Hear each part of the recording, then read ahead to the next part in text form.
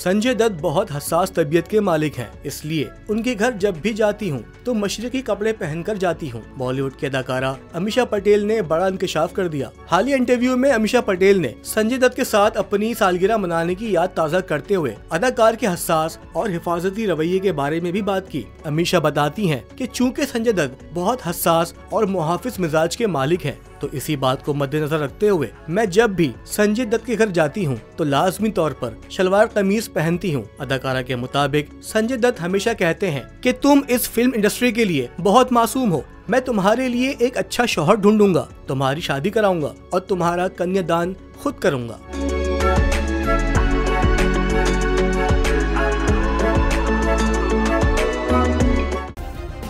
Subscribe करें और bell दबाएं ताकि कोई खबर रह न जाए।